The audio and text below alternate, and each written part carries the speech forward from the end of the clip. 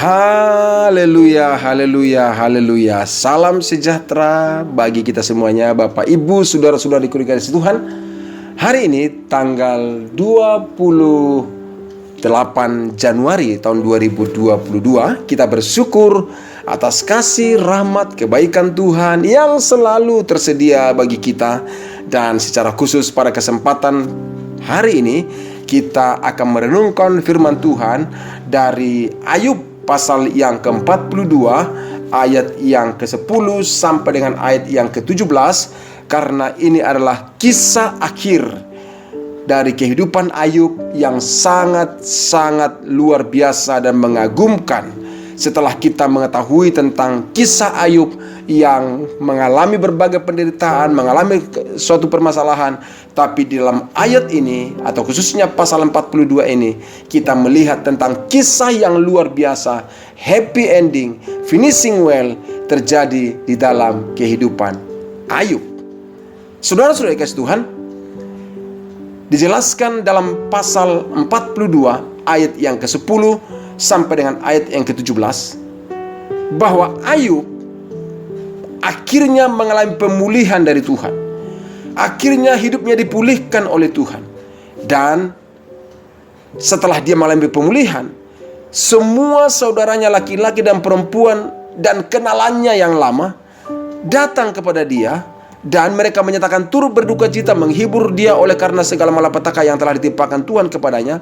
Dan mereka masing-masing memberi dia uang 1 kesita dan sebuah cincin emas.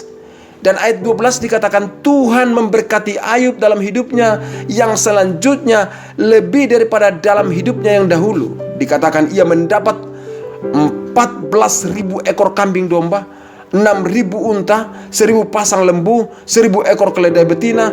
Ia juga mendapat 7 orang anak laki-laki dan 3 orang anak perempuan.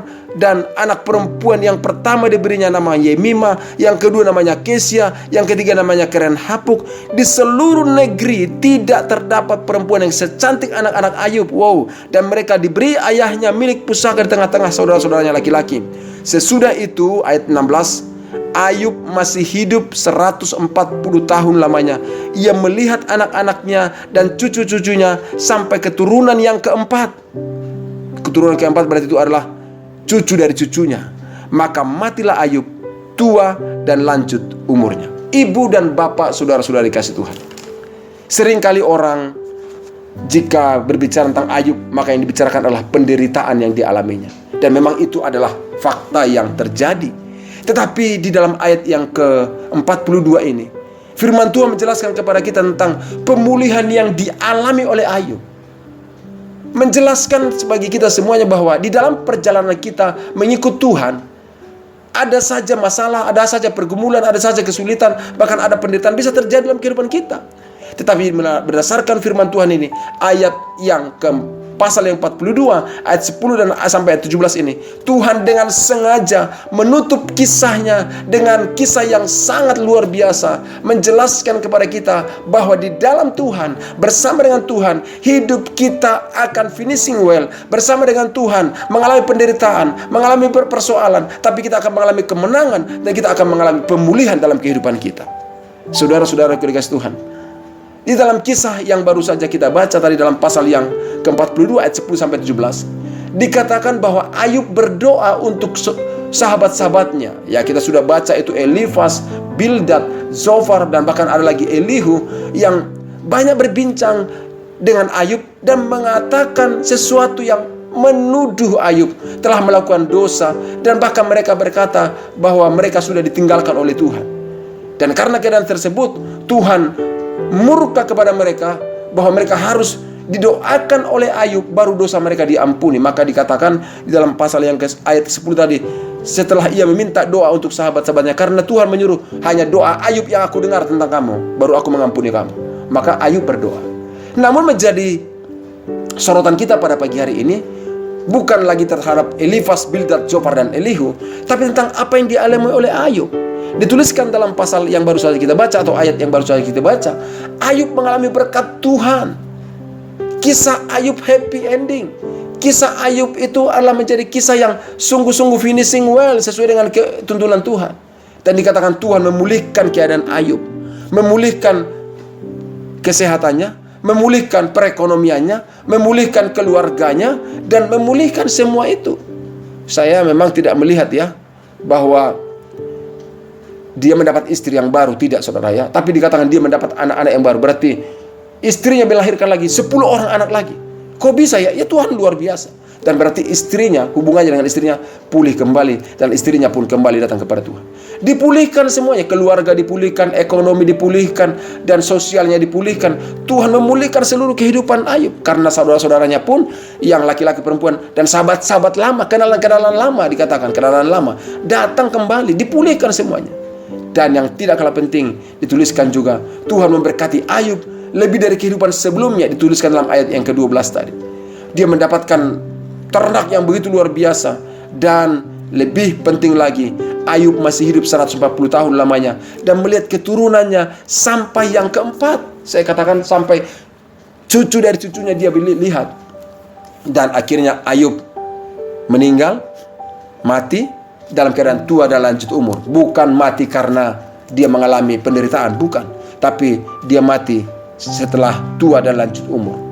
Ibu dan bapak dikasih Tuhan, waktu saya melihat dan saya membaca, mempelajari kisah ini, saya menarik pelajaran yang saya mau sampaikan kepada bapak ibu, kepada kita semuanya. Yang pertama adalah, jika orang benar, saya ulang lagi, jika orang benar seperti Ayub ini diizinkan Tuhan mengalami penderitaan, pasti ada maksud rohani di dalamnya. Jika Tuhan izinkan orang benar mengalami penderitaan, pasti ada maksud rohani di dalamnya. Sama seperti dialami oleh Ayub. Waktu kita melihat dalam ayat yang terakhir ini, mungkin semua orang akan berkata, oh begitu jadinya ya. Iya, itulah cara Tuhan. Kalau Tuhan izinkan penderitaan, masalah terjadi dalam kehidupan kita, pasti ada maksud rohani. Supaya apa? Supaya Ayub juga mengalami berkat yang berlipat kali ganda. Juga yang kedua juga, supaya iman daripada Ayub semakin kokoh. Coba bisa bayangkan betapa luar biasanya kehidupan Ayub pada saat itu. Rohaninya dipulihkan, dia sanggup berdoa kepada Tuhan untuk sahabat-sahabatnya. Dia mendoakan sahabat-sahabatnya yang katakanlah mencela dia pada saat dia masih bertahan untuk hidup suci di hadapan Tuhan. Tapi dia berdoa, artinya kerohanian juga dipulihkan. Dia sudah percaya kepada Tuhan dan berdoa kembali. Artinya orang benar jika diizinkan Tuhan mengalami penderitaan dalam hidupnya, pasti ada maksud rohani dari Tuhan. Dan Ayub mengalami seperti itu. Yang kedua, jika orang yang setia kepada Tuhan pada masa-masa kesukaran, artinya jika orang tetap setia, maksud saya, kepada Tuhan pada masa-masa kesukaran, pada akhirnya akan mengalami kemenangan dan sukacita dalam hidupnya. Jika orang itu tetap setia, ingat ya, jika orang itu tetap setia kepada Tuhan pada masa-masa kesukaran, Tuhan akan pada akhirnya orang itu akan mengalami kemenangan. Ayub mengalami kemenangan, Ayub mengalami pemulihan, Ayub mengalami berkat-berkat yang berlipat. Kenapa? Karena dia setia kepada Tuhan. Yang ketiga, penderitaan. Saya ulang, jika penderitaan dan persoalan menerpa kehidupan, tetaplah menjaga hati di hadapan Tuhan, agar tidak kecewa kepada sesama dan tidak kecewa kepada Tuhan. Kita yang menjaga hati kita. Oh, ada penderitaan, ada persoalan. Ayub menjaga hatinya, menjaga hidupnya. Tidak kecewa kepada Tuhan, tidak kecewa kepada sesama. Dia hanya berbincang dan mengucapkan keluhan-keluhan hatinya kepada Tuhan, bukan karena kecewa, bukan. Maka Bapak Ibu dikasih Tuhan, waktu Ayub menjaga hatinya, Ayub menjaga pemikirannya, menjaga sikapnya, kita lihat ayat yang ke-10 sampai dengan ayat ke-17 di dalam pasal yang ke-42 ini menjadi jawaban penggenapan akhir yang terjadi dalam kehidupannya. Saudaraku dikasih Tuhan, mungkin pada pagi hari ini, ada pada saat ini Bapak Ibu sedang mengalami pergumulan, mengalami kesulitan, mengalami permasalahan, dan mulai engkau berkata, kenapa ya? Saya sudah sungguh-sungguh kepada Tuhan, saya sudah serius kepada Tuhan, saya sudah melayani Tuhan, saya sudah melakukan ini dan itu buat Tuhan. Kenapa harus saya menderita? Saudaraku dikasih Tuhan, dengar baik. Tuhan pasti punya maksud rohani di dalamnya. Jika memang engkau menemukan dirimu hidup benar di hadapan Tuhan dan mengalami penderitaan, pasti ada maksud rohani dalamnya. Dan jika engkau mengalami penderitaan, persoalan hari ini, mengalami kesulitan hari ini, tetaplah setia kepada Tuhan. Karena pada akhirnya engkau, kita semuanya akan mengalami kemenangan dan sukacita dari Tuhan. Dan jika pada saat ini engkau melihat ada penderitaan, ada persoalan, engkau mulai bertanya-tanya, mengapa harus ada penderitaan? Mengapa saya harus mengalami persoalan ini? Saya sampaikan sekali lagi, penderitaan dan persoalan menerpa kehidupan, tetaplah jaga hati di hadapan Tuhan. Jangan kecewa kepada Tuhan, jangan kecewa kepada sesama, tetap arahkan hatimu kepada Tuhan. Karena di dalam Tuhan, kita akan mengalami kemenangan demi kemenangan. Oleh karenanya, Bapak, Ibu, Saudara-saudara dikasihi Tuhan, pada kesempatan pagi hari ini kembali saya mengajak kita semuanya. Yang pertama, apapun persoalan, apapun pergumulan yang kau alami, apapun kesulitan yang sedang terjadi dalam hidupmu, mungkin engkau mengatakan, aku udah kehilangan akal, atau kehabisan akal menghadapi semuanya ini. Tapi saya mau sampaikan, Bapak Ibu dikasihi Tuhan, di dalam kasih dan hikmat Tuhan, saya sampaikan ini kepada kita. Saya sampaikan juga ini, saya katakan ini kepada diri saya sendiri. Pertama, tetap percaya dan menantikan pertolongan Tuhan. Dalam setiap persoalan penderitaan yang terjadi, Tuhan tidak pernah meninggalkan engkau. Tetap percaya, tetap menantikan Tuhan, nantikan pertolongannya. Karena Tuhan tidak pernah meninggalkan kita di saat-saat apapun yang kita alami. Bahkan dalam lembah kekelaman pun Dia menemani kita. Di dalam penderitaan yang terjadi pun Dia menyertai kita. Dan saya sampaikan kepada Bapak Ibu, kalau Ayub mengalami hidup yang finishing well, mengalami kehidupan yang sangat dipulihkan, sangat diberkati dengan berlipat kali ganda di akhir hidupnya, adalah karena dia setia kepada Tuhan, dan karena dia percaya kepada Tuhan, dan tetap yakin bahwa Tuhan tidak meninggalkan dia. Dan saudaraku dikasihi Tuhan, bukan hanya Ayub yang disertai Tuhan, Anda dan saya pun disertai Tuhan. Itu sebabnya hari-hari ini mengalami masa yang sulit, tetap percaya dan setia kepada Tuhan. Yang kedua, jangan pernah berkata salah tentang Tuhan, tapi berpikir dan berkata benarlah tentang Tuhan. Karena kalau kita berkata dan berpikir salah kepada Tuhan, kita yang akan mengalami akibatnya. Sama seperti teman-teman atau sahabat-sahabat Ayub, mereka berkata yang salah tentang Tuhan, akhirnya Tuhan marah kepada mereka. Doa dan harapan saya, Tuhan selalu mencurahkan anugerah rahmatnya bagi kita, bukan kemarahannya, bukan murkanya. Bagaimana caranya? Yaitu senantiasa berkata benar tentang Tuhan, senantiasa berpikir benar tentang Tuhan. Arahkan pikiran kita, arahkan hati kita.